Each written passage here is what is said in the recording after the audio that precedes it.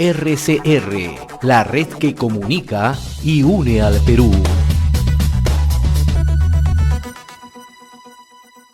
Hasta ahora queremos agradecerle la amabilidad que tiene con RCR, Red de Comunicación Regional, al señor Raúl Molina Martínez, ex viceministro de Gobernanza Territorial de la Presidencia del Consejo de Ministros, asociado a la consultora Solidaritas Perú y es un experto en resolución de conflictos sociales. Qué gusto saludarlo, señor Molina, muy amable como siempre.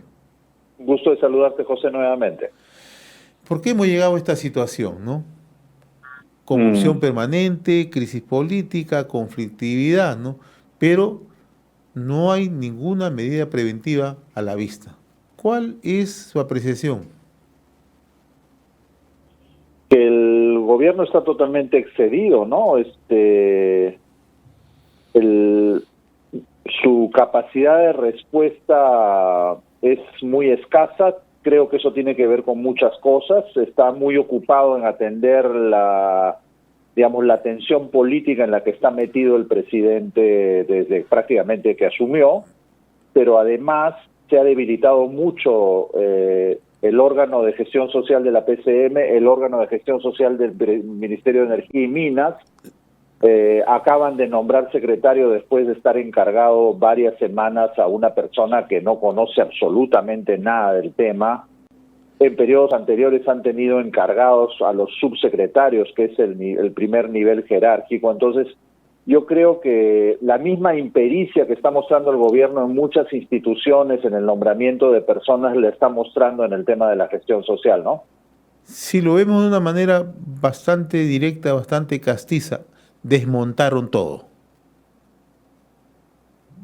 Debilitaron, ¿no? O sea, porque creo que desmontaron es una imagen muy simple. Debilitaron tiene que ver con más cosas aparte de desmontar, ¿no? O sea, es falta de claridad en los objetivos, es falta de claridad en la estrategia de respuesta. En el corredor vial hemos visto que han dejado durante semanas de atender determinadas demandas. El caso de Cuajone ya linda lo estrambótico, ¿no? O sea, simplemente se han lavado las manos porque no pueden resolverlo.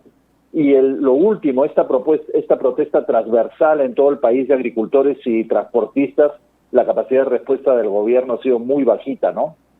Pero además, así como hay un debilitamiento, ¿no?, en los órganos de gestión social, en la presidencia del Consejo de Ministros, usted acaba de poner énfasis en el Ministerio de Energía y Minas, donde tenemos información, en realidad, pues, o sea, los profesionales capacitados, no solamente en los últimos meses, ¿no?, sino ya en los últimos años, fueron alejados de dichas funciones, ¿no?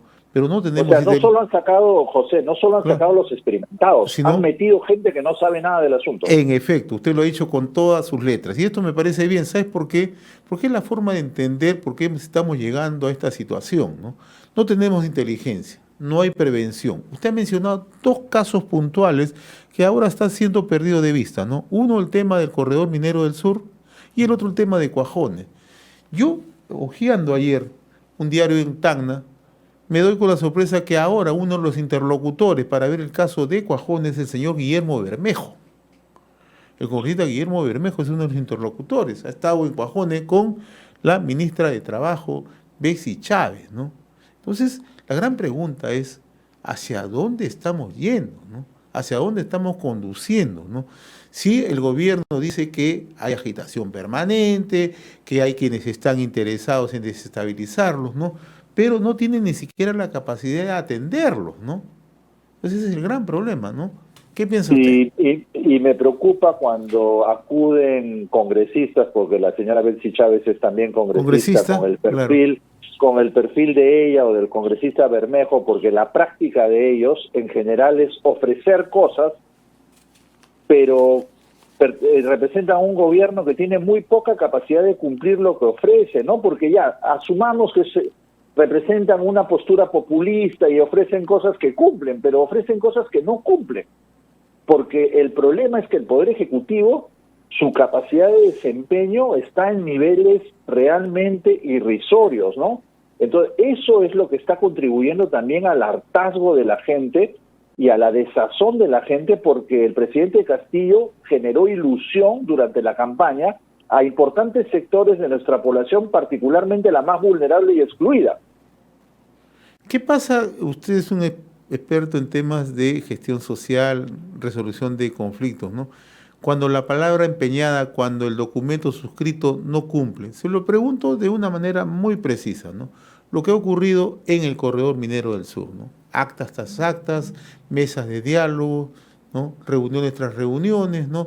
Han pasado 3 ministros o 3 presidentes del Consejo de Ministros últimos, ¿no? Guido Bellido, pasó el Mirta Vázquez, acaba de llegar hace unos pocos días Aníbal Torres Vázquez, ninguna solución. Hemos conversado con los alcaldes del corredor minero, específicamente los alcaldes de Cotabambas, no hay soluciones a la vista. Hemos conversado con el gobernador regional, totalmente irritado por don Lantarón Núñez, por una razón, porque se están burlando ciertamente, no hay cumplimiento, no hay seriedad. Esto es por un lado. Por otro lado, lo de Cuajones que usted mencionaba.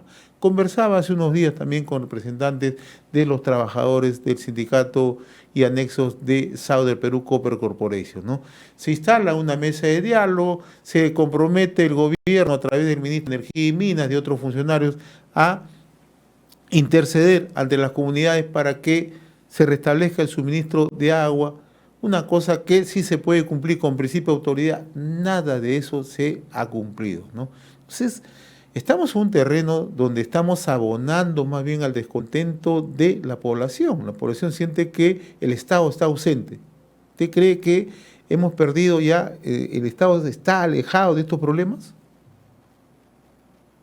A ver, José, yo te diría que esto no es un problema nuevo. El Estado incapaz de cumplir con sus ofrecimientos por déficit de desempeño no es un problema nuevo. Yo lo he sufrido siendo viceministro.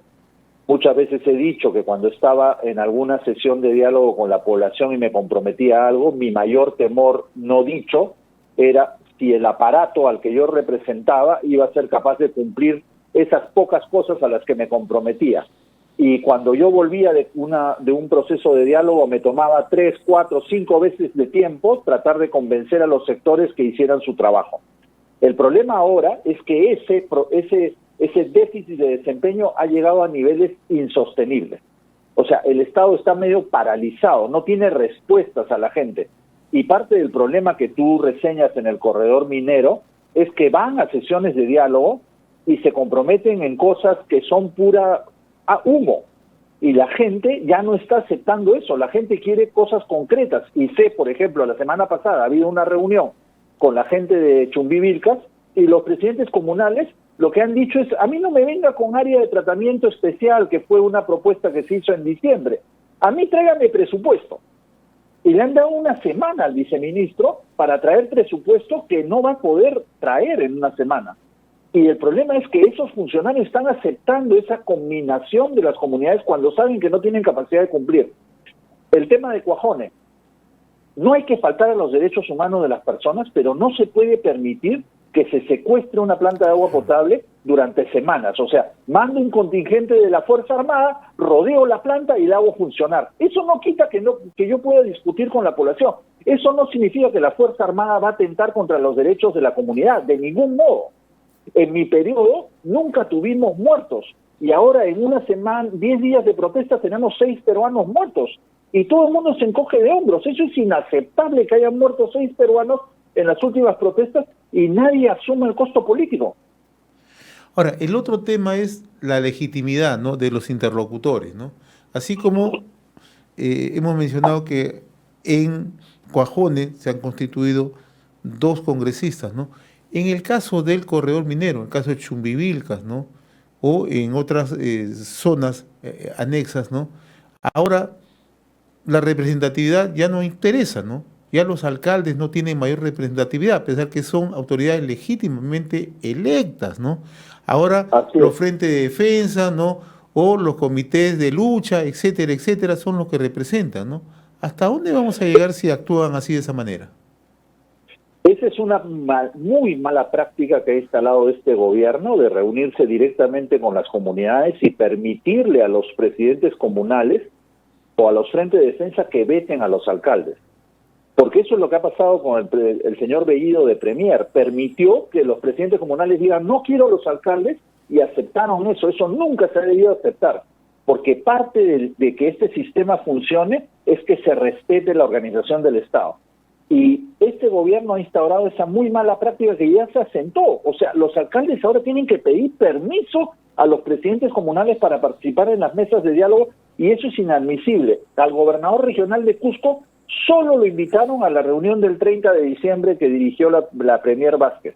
Todas las otras reuniones lo han bypaseado al gobernador del Cusco. Y yo puedo dar fe que el gobernador del Cusco fue una pieza muy importante durante el periodo que yo fui viceministro para ayudarnos en el diálogo y en la intermediación con las organizaciones sociales del Cusco. Entonces yo creo que se están cometiendo errores graves en términos de tener claro con quién se reúnen. En el caso de Huancayo, la reunión del sábado pasado, donde estuvieron 5 ministros, se reunieron con un conjunto de dirigentes, pero no tenían ninguna noción de la relación y representación de esos dirigentes con los que estaban en la calle, y mucho menos con la representación de los que estaban en la calle en otros departamentos. Entonces firmaron un acta en Huancayo, pero las protestas siguieron en Huánuco, en Ica, en La Libertad y en Piura. A ese tema quería llegar, ¿no? Porque en estos momentos en Huancayo tiene lugar una sesión descentralizada del Consejo de Ministros. ¿Por qué Así es. en Huancayo no se tomó la prevención mínima siquiera, ¿no? Si se sabía que confluían varias demandas, ¿no? Transportistas, agricultores, situación económica en el país, un conjunto de demandas que son embalsadas y que para nadie son ajenas, ¿no? ¿Por qué no se actuó con un conocimiento mínimo, ¿no?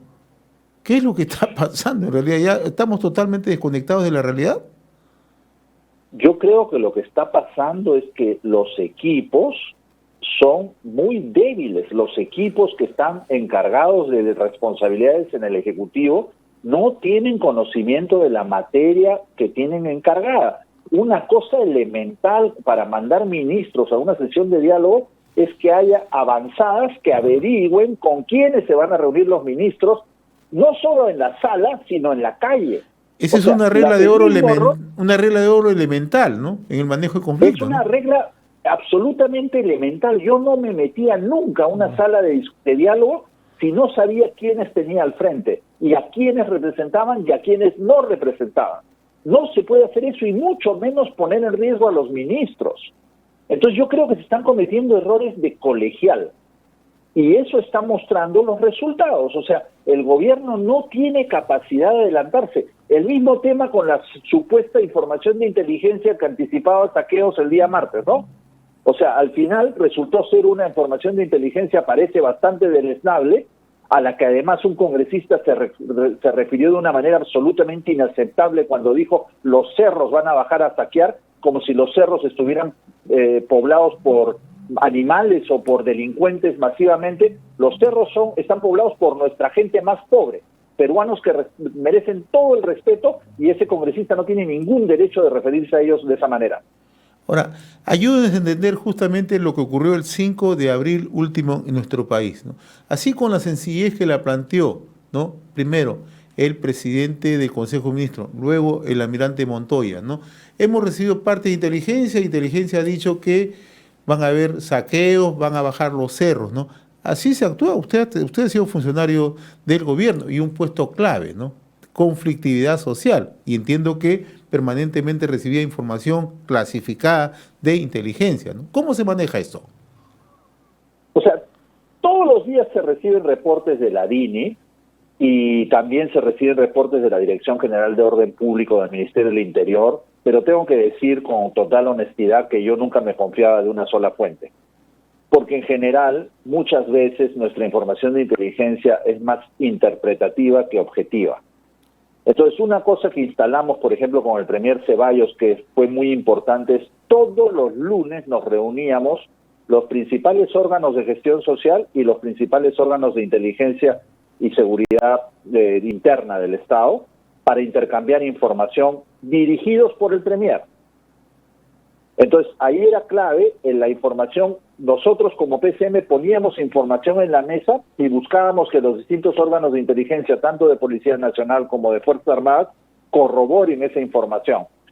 Y no te puedes confiar en una sola fuente porque, como digo, mucha de nuestra información de inteligencia que se recibe en el día a día es más interpretativa que objetiva y no te puedes fiar de una sola fuente. Yo usaba mucho a mi propio personal para verificar cosas, o cuando tenía determinada información recurría directamente a las unidades policiales más cercanas para corroborar las cosas, la cruzaba con subprefectos y a veces con informantes de sociedad civil, ¿no? Porque esa es la obligación del que toma decisiones en alto nivel, estar seguro de no generarle traspiés al Poder Ejecutivo del cual forma parte. Y vaya qué traspiés le ha generado al gobierno, ¿no? ¿Ah? Y vaya qué traspiés le ha originado al gobierno, ¿no? Porque... Por supuesto, ¿no? O sea, como te digo, lo que está notándose es una impericia transversal en todo el Poder Ejecutivo. El presidente Castillo, digamos, si no corrige ese comportamiento, ahora se está hablando de renovación del gabinete, hoy día ha salido una propuesta de censura al premier. Si hubiera una renovación de gabinete, que dudo mucho que generen grandes cambios, el presidente Castillo debería de una vez decidir poner a la gente que sabe en los puestos clave, porque si no, lo va a arrastrar, la situación lo va a terminar arrastrando y cada vez estamos viendo más signos de que eso está cerca. Finalmente, señor Molina, ¿cuánto pesa, ¿no?